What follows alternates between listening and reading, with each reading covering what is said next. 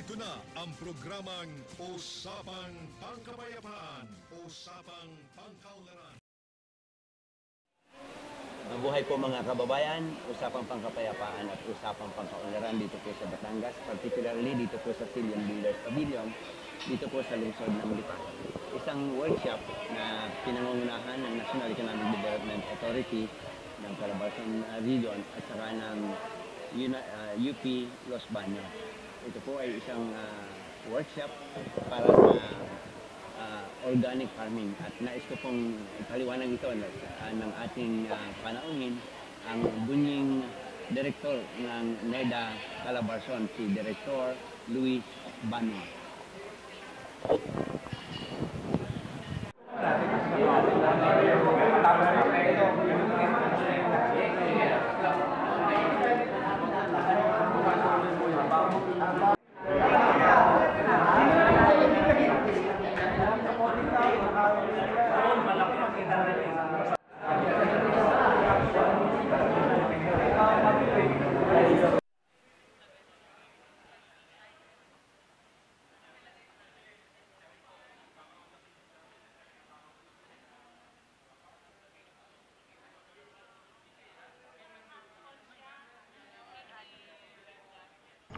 Mabuhay mga kababayan, Usapang Pangkapayapaan, Usapang Pangkaunlaran dito po sa Batangas, Up Batangas.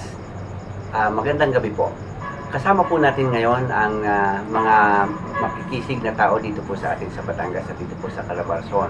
Mayroon pong nangyayaring workshop ng organic farming dito po sa Sillion Builders Pavilion at ito po ay pinangungunahan ng butihing direktor ng National Economic Development Authority dito po sa atin sa Calabarzon, si Director Luis Banwa. Maaari po bang pakibatiin niyo ang ating mga kababayan dito sa Batangas? Magandang gabi ho sa ating mga kababayan dito sa Batangas. Ako po ay nagagalak at nanditahan sa programang Up Batangas. Okay. Kasama pa rin po dito sa atin ang ating mabuting kababayan, taga rito po dito sa atin si Dr. Bless Makasait Kalub. Siya po ang project director o program director dito po sa organic farming. Siya po ay taga UP Los Baños. Dr. Bless Kalub.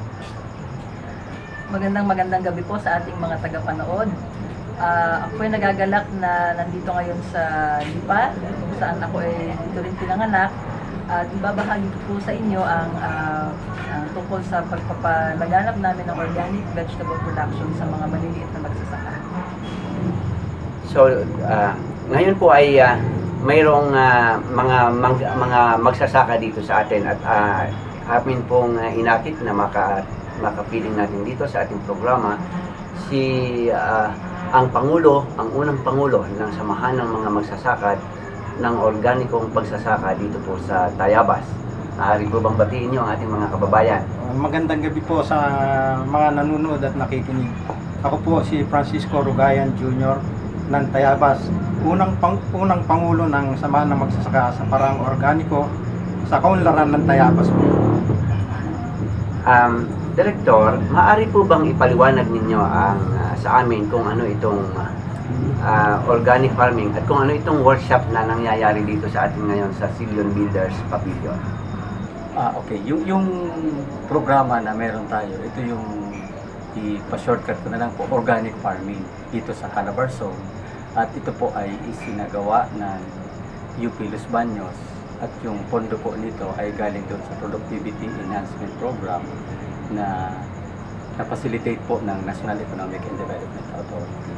Yung kasama po dito sa programa ay yung munisipyo po ng Bawan sa Batangas, kasama yung Baras sa Rizal at saka yung Tayabas sa Quezon. Ngayon po, natapos na ang programa, itong organic farming, gusto nating magkaroon ng post-evaluation. Gusto nating tingnan kung nangyari ba yung mga goals and objectives dito sa organic farming at kung gumanda ba yung kabuhayan ng ating mga magsasaka. Ito po, Dr. Bless, ay napag-alaman ko na kayo ay sa pool ng umpisa ay siyang talagang nag-umpisa ng program na ito. at talagang himay na himay ninyo kung ano ang nangyari dito.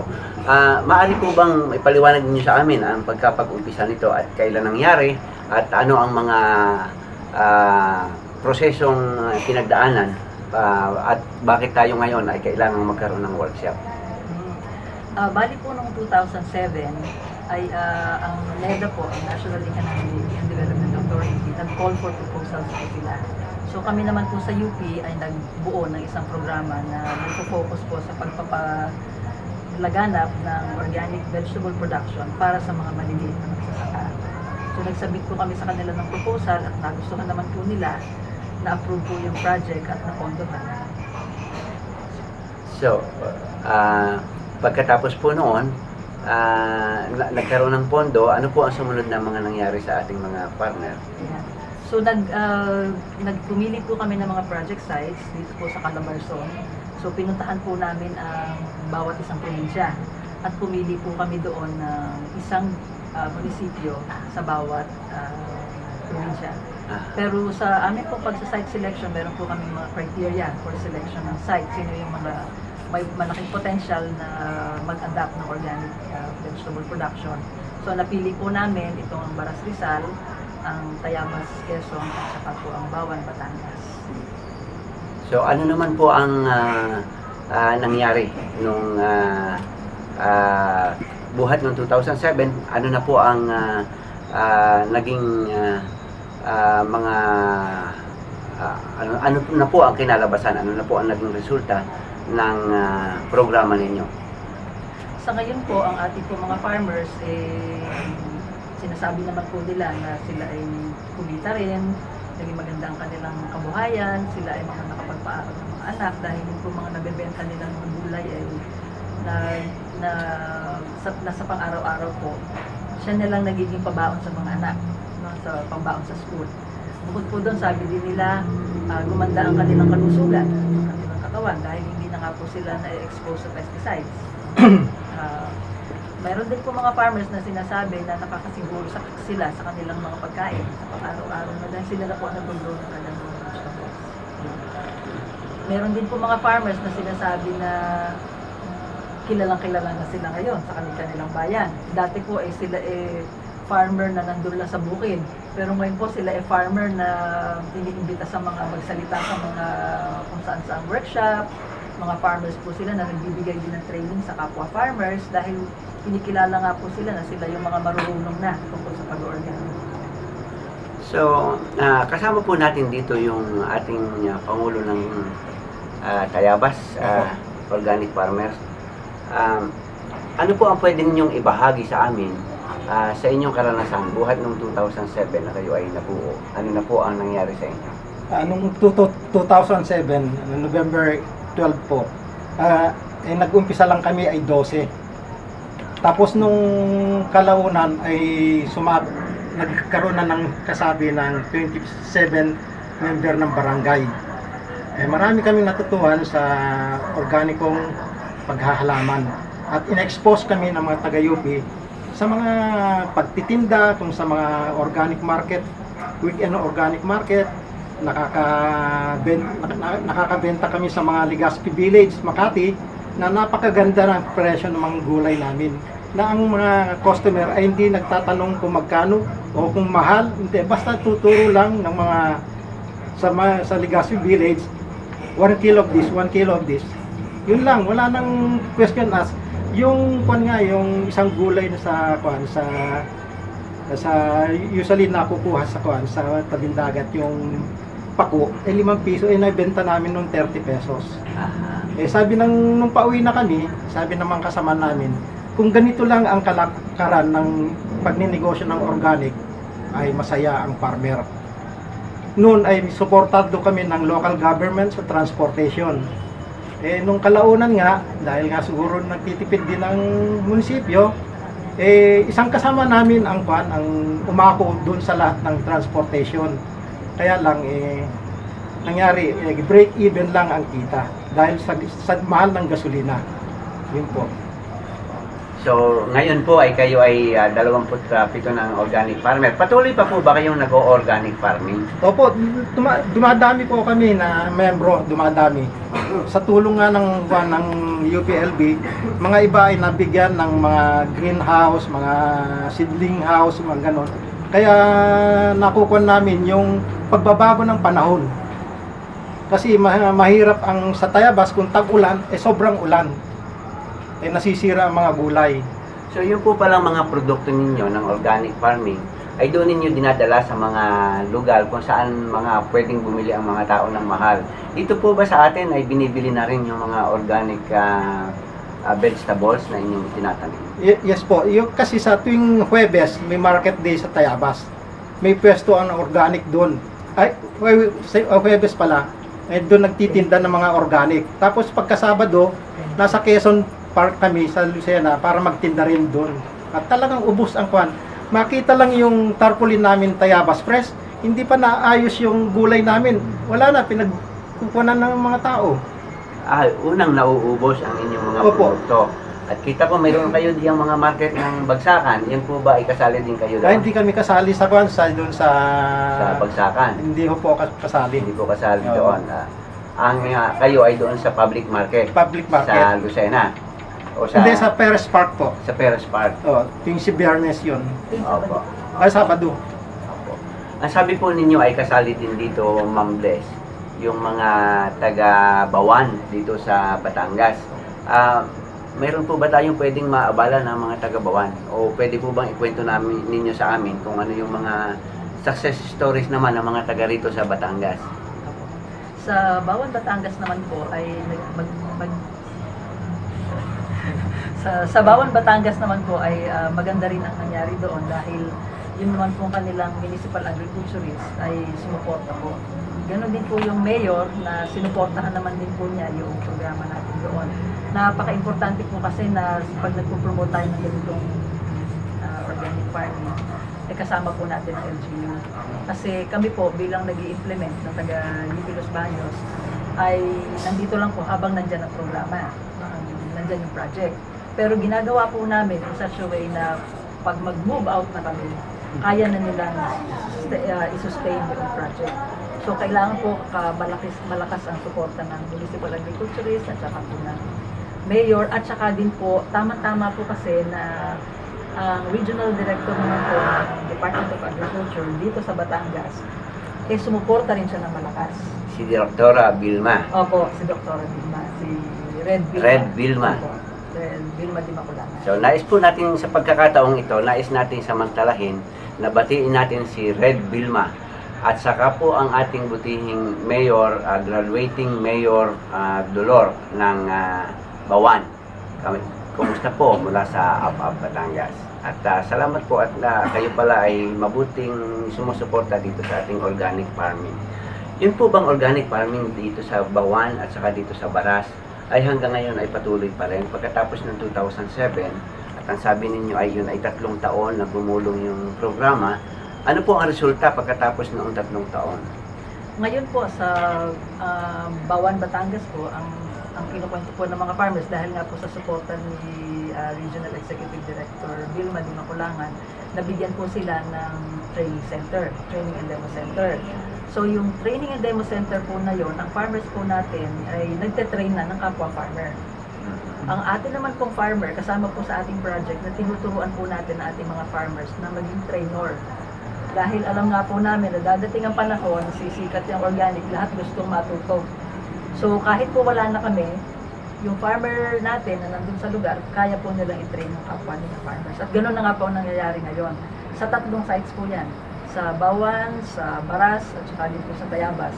Ito pong grupo lalo ng Tayabas, yan po mga yan, imbitado sa mga TV, teleradyo. Na po, ni Kaluwi Tabing. Siya po ay nag-appeal na po sa doon. Sa Lucena po, yung radio program din doon, naimbita rin po sila. At ngayon nga po, dito naman sa Batangas. Welcome po sa Up Batangas. Maraming salamat po. At soon ay tayo ay nasa sa Up Calabarzon sapagkat salamat sa malakas na pagsuporta nitong ating NEDA Director Louie Banwa. Director, pwede po bang malaman namin kung ano yung mga participation? Sinasabi ninyong ito ay inilans o pinunduhan ng NEDA. Kayo po ba yung namigay sa DOST or sa UP? O kayo po ba yung nagbigay sa mga farmer ng mga pera o binhi? O meron po ba kayong pinamahaging puhunan sa mga farmer? O paano po ba yun? Ganito yung proseso noon. Nag-imbita kami sa mga ahensya na gawa sila ng proposal para kung ano man yung meron ng mga makabago na teknolohiya na pwede na natin nasubukan, mabigyan ng pondo. So, nagbigay yung UP Los Baños ng proposal at yun naman ay na-approve. Ngayon, nung na-approve na yung project proposal, ibinigay yung pera doon sa UP Los Baños para sila na mag-implement ng project in coordination with the local government units. Ngayon, ang naggastos na ng pera, yung UP Los Baños, nagbigay na lang sila sa amin ng report doon sa Office of the Project. Tungkol doon sa mga project components, mas maganda si Dr. Calab yung magsabi kasi nung panahon na yon na nag-implement sila, yung director sa Calabarzon ay si Director Ber Santos. Si Director Ber Santos. Opo. Ayan po ay director natin ng Calabarzon sa loob ng mahigit na 10 taon at ngayon po nandoon na sa Region 3. Batiin natin si Director Ber Santos. Now, Dr. Bless, ano nga po yung sinasabi ni Director Louie na mga component po ng ating programa at paano po nakinabang ang ating mga farmer? Unang-una po mga kagamitan sa pagsasaka. Nagbigay po kami ng mga greenhouses, may mga rain shelter dahil nga po problema sa kanila pag sobrang paulan, shelter. Tapos drip irrigation. Depende po kung anong kailangan ng lugar ay yun po ang bibigay namin. Sa bayan po ng Baras, nagpagawa tayo ng tangke ng tubig. Meron po tayong water reservoir. Tapos mga butong pananim po. Bukod po doon, pag namimigay po kami ng inputs, hindi po yun basta bigay. Sila po ay may counterpart. Labor counterpart po o kalimitan po labor counterpart para naman po magkaroon ba ng sense of ownership at pag-aalaga ng gamit dahil sila ay may counterpart doon. Kasi po sa tagal na rin po ng aming experience sa pakikipag-work sa farmer, basta po niyo pinabigay ng libre, hindi po masyado inaalagaan. Parang dole out. Opo, parang dole out. Ayaw din po namin na magkaroon ng ganong thinking ang ating farmers na bigay lang ng bigay. So, kailangan mamuhunan din sila yung pagod at angkinin yung programa. So, bukod po dun sa mga inputs na yon, nagbigay din po kami ng mga serbisyo.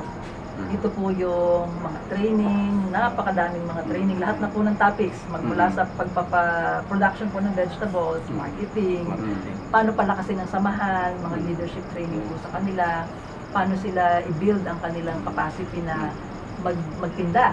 Kasi po, alam po niya, matataray po ang bumibili ng mga organic vegetables. Sabihin, ano ba yung gulay na yan? Bakit mahal? Magkamahal-mahal.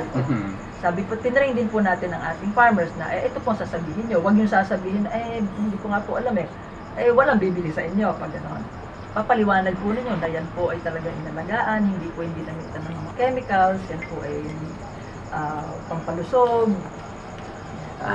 Maitanong ko nga po sa inyo yung tanong na yon. Bakit yan ay mahal?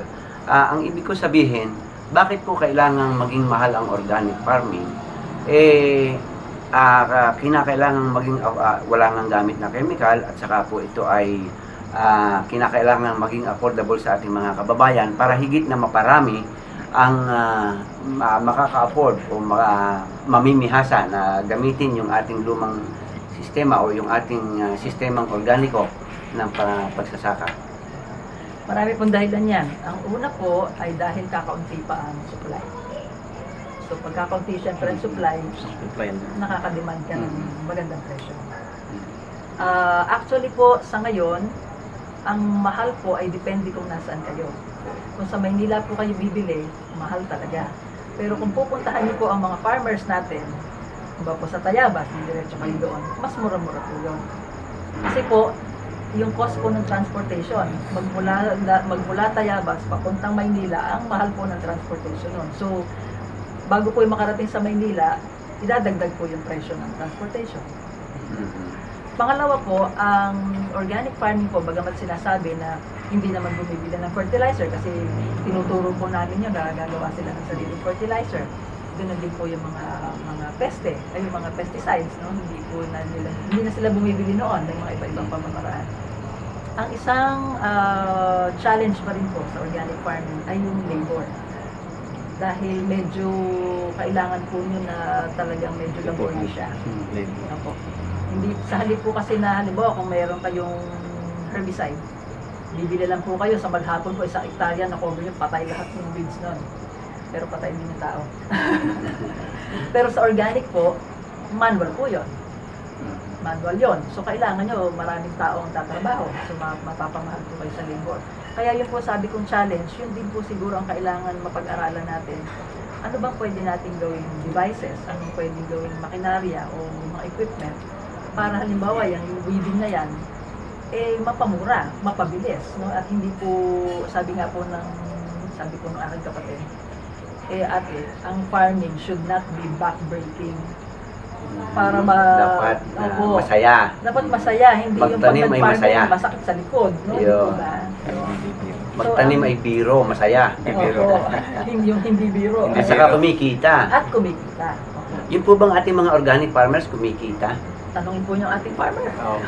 Pangulo, kumikita po ba yung mga organic farmer? Ay usually po kumikita gawa nung sa bayad na lang po nagre-raise kami ng 5 to 10 pesos ang halaga nung organic vegetable compare sa mga hindi organic, 5 to 10 pesos. Pero pagka sa mga Metro Manila, mga area na yon, talagang triple the price. Gawa ng pagkakao. Dahil nga sa pamasahe. Sa inyo pong naranasan na, handa na po ba kayo na mapamura o sa tingin ninyo may mga pamamaraan pa na maaring mapamura yung mga halaga niyan para higit na maraming mga kababayan natin ang may posibilidad na mapapamura gawa nung yung mga sanay na kami gumawa ng mga organic fertilizer. Yung mga nakakalat lang na mga damo dyan, mga gulay na hindi na masyadong kailangan katulad ng kamote, yung hindi masyadong gamit na gulay, ginagawa yung fermented plant juice para sa fertilizer. Magpatuloy po tayo, Dr. Bless. Nabanggit ko po kanina yung importante ng pagtutulungan. Po. Ang DILG po ay meron sila nung bottoms-up budgeting, yung GUB. So napaka-importante po rin yun dahil sa example po ng Tayabas, sila po ay tinatanong ng LGU ngayon, ng DILG nga, kung ano pa ang kailangan nila. So natutulungan po sila na magtayo ulit ng kanilang mga nasira ng bagyo, meron silang mga pondo na napapagkunan.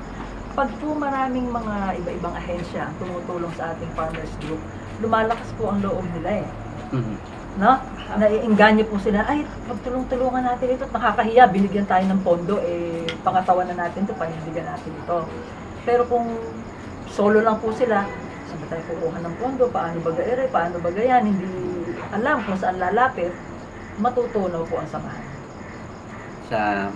So, patuloy pa rin po naman ang UP Los Baños na tutulong sa ating mga kababayan. Opo naman. Doktora, kanina po ay may nakita ako doon sa workshop na ipinapakita ninyong video na mga karanasan ng ating mga farmers. Di po ba pwede nating idugtong dito sa programang ito? Pwede po. So, with that, siguro po hihingi kami sa inyo ng inyong huling pagbati o pananalita sa ating mga kababayan. So, unang-una po ay maraming salamat sa ating mga nakinig at sana po ay meron kayong natutunan. Sana po ay suportahan natin ang ating mga farmers na nag-organic. Panawagan din po sa mga ahensya, sa iba't ibang ahensya. Panawagan din po sa iba't ibang ahensya na magtulong-tulungan po tayo. Hindi po kakayanin ng ating mga farmers na sila lang ang magpapatuloy ng organic. Kailangan po sila. At ganoon din po ang ating mga consumers, ang ating mga customers. Huwag pong maging masama ang ating kalooban na bigyan natin ng mataas-taas na presyo ang ating mga organikong produkto. Dahil po yun ay reward natin sa ating mga farmers na nagpapakahirap na mag-produce ng mga pagkain na safe, Natural. lason at natural. So, ang ating po mga farmers gaganahan mag-organic kung ating papakita na sinusuportahan natin sila. Opo. So, Aling Dora, pwede po bang magbiling kayo sa ating mga kababayan?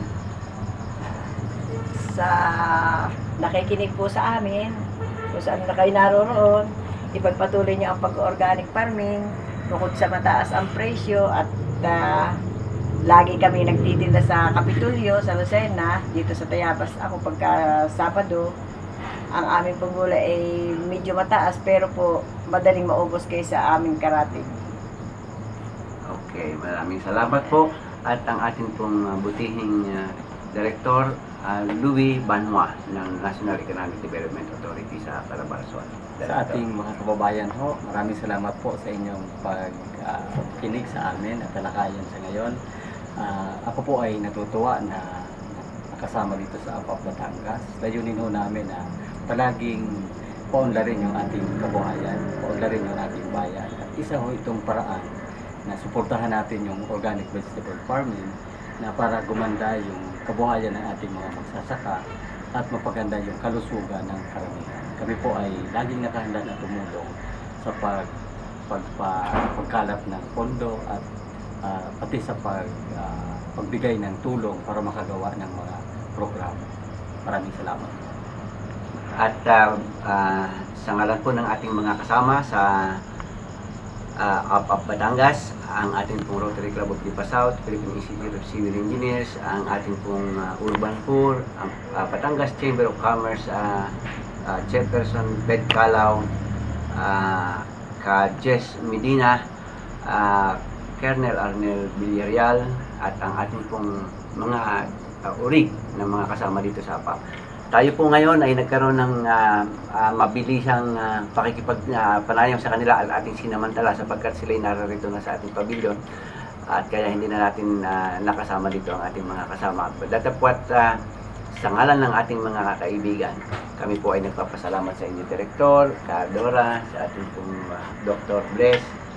Nawa po ay tayo ay mamihasa sa ating pagtutulungan para sa kaunlaran ng ating bayan. Maraming salamat po. God bless.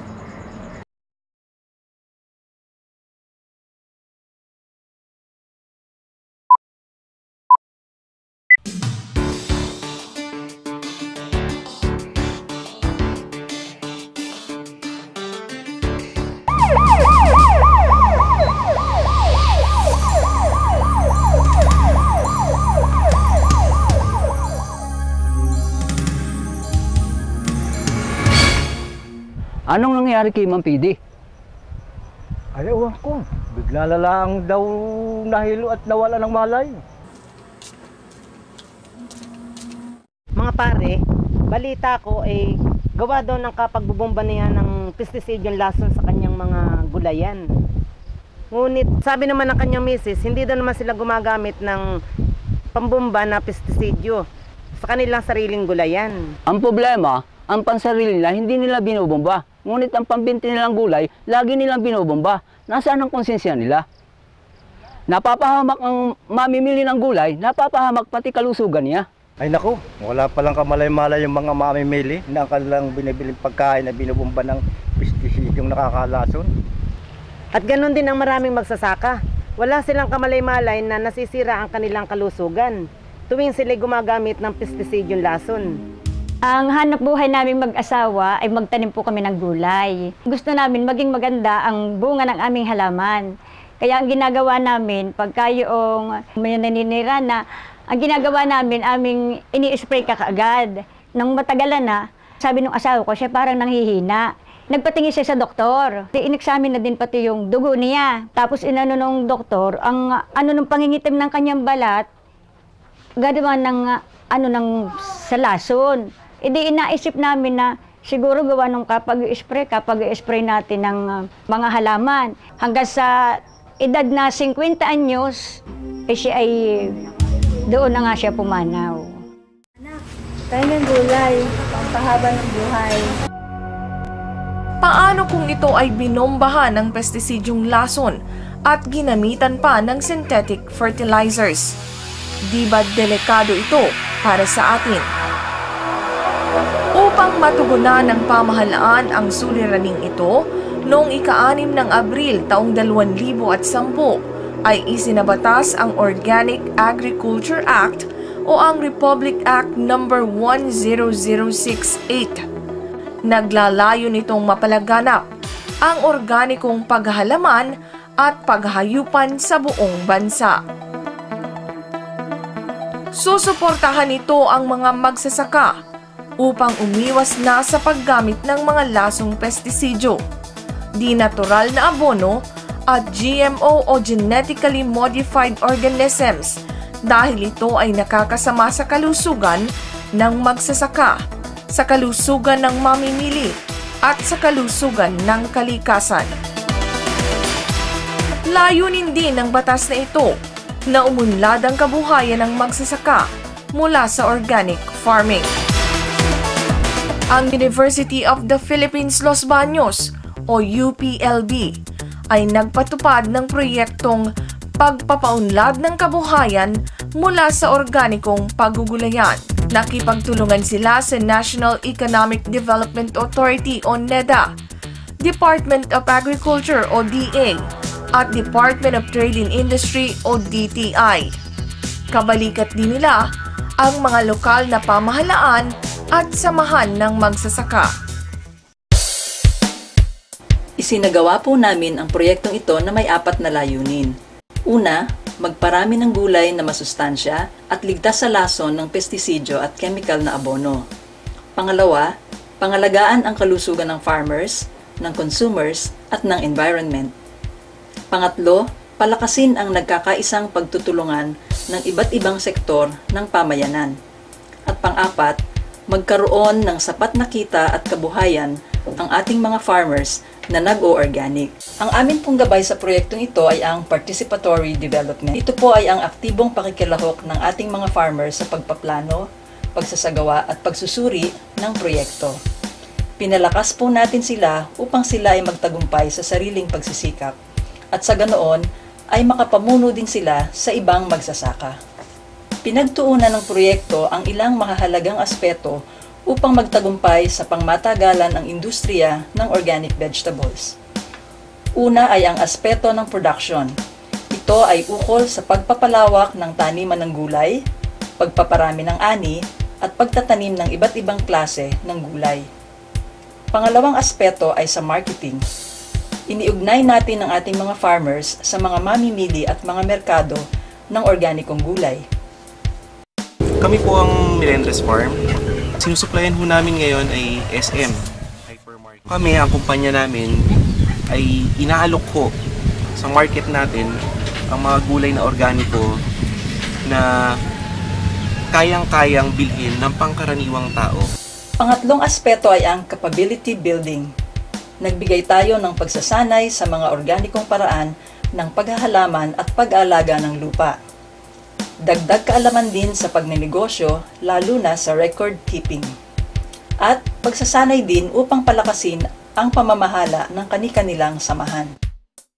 Pang-apat na aspeto ay ang aktibong pakikilahok ng lokal na pamahalaan at iba't ibang government agencies dahil sila ang makakapagsulong ng mga programa at polisiya na magpapaunlad sa organic farming.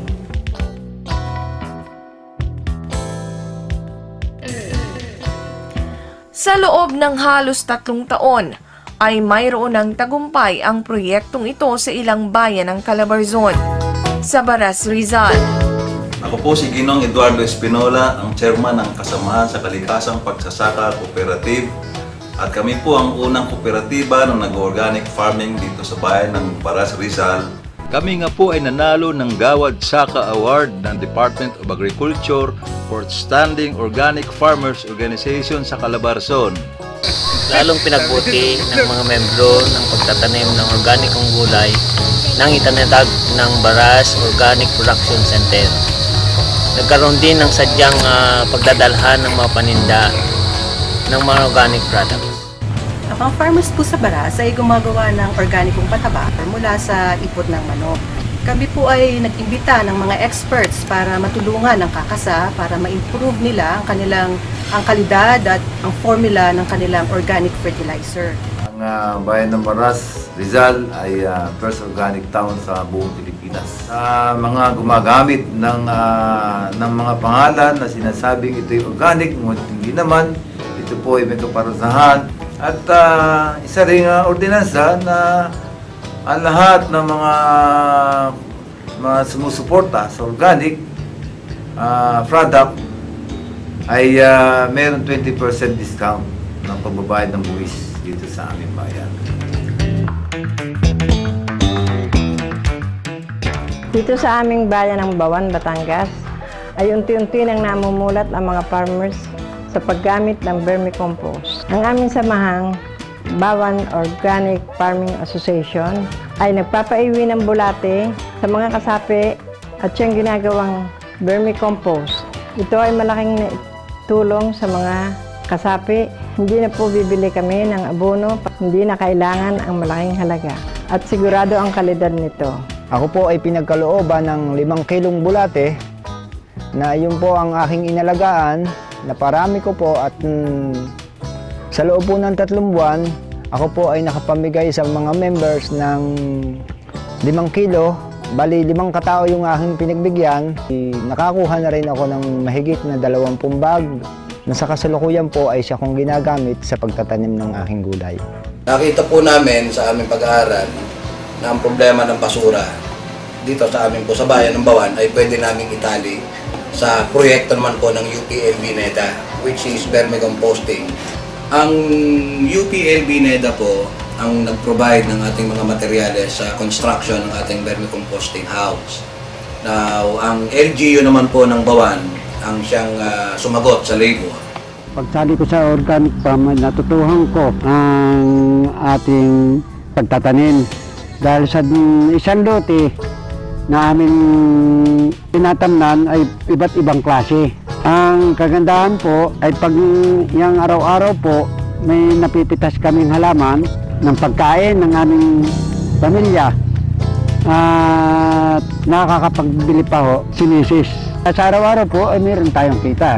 Kalimitan ng aking mga gulay na bibili na ho dito sa aming barangay. Kasi mas gusto nilang bumili sa akin ng gulay dahil walang lason. Kaya sana ay makapagsama kami ng taga rito na magtatanim din ng organic na gulay para masuportahan namin ang aming barangay. Para hindi na sila kumain ng lason.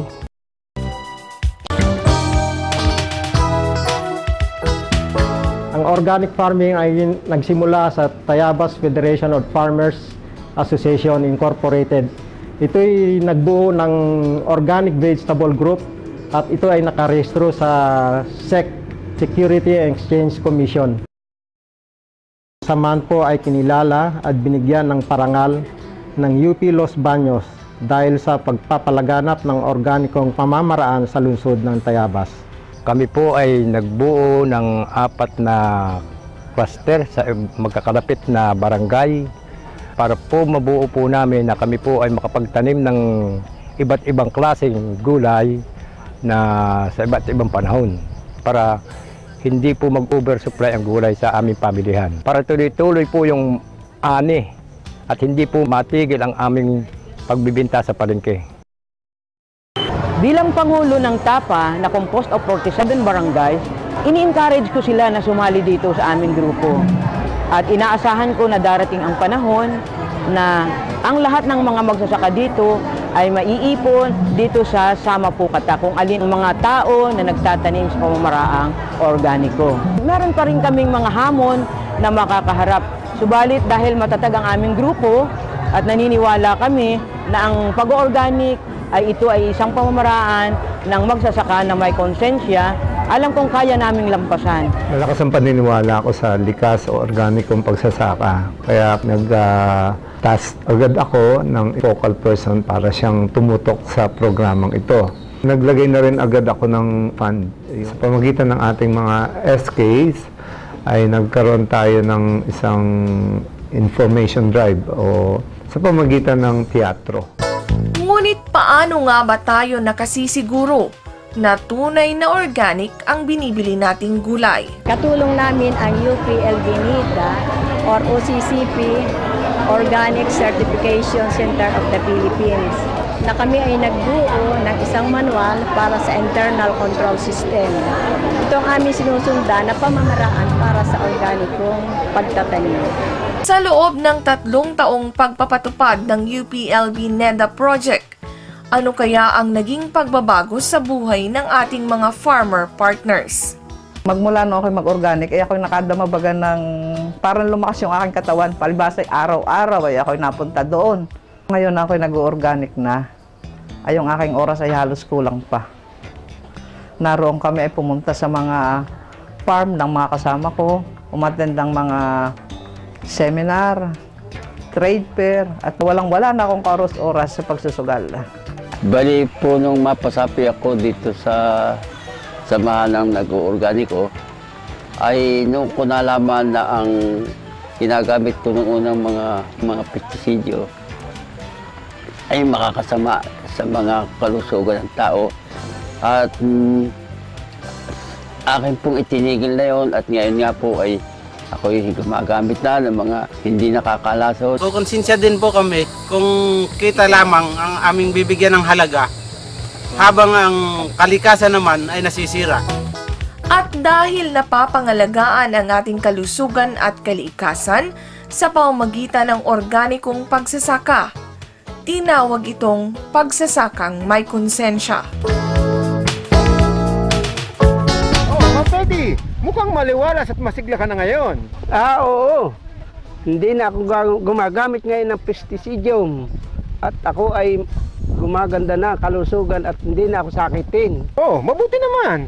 Nag-organic na ako ngayon at sumali na ako sa samahan na magugulay na nag-organic. Sa katunayan, may patraining kami ngayon. Aba, pwede ba naman ako dyan? Baka pwede mo isama ko. Halika. Aba, sige, tara. Sige na. Kayo, sama na kayo.